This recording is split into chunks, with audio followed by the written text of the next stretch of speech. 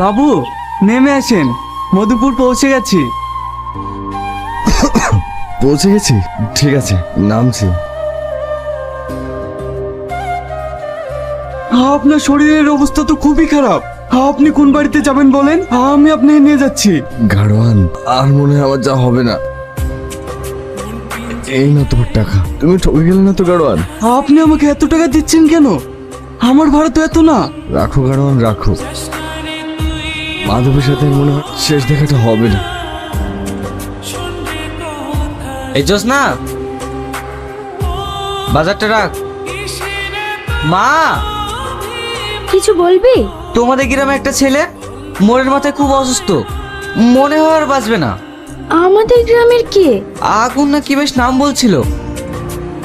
আগুন? মা দাঁড়াও।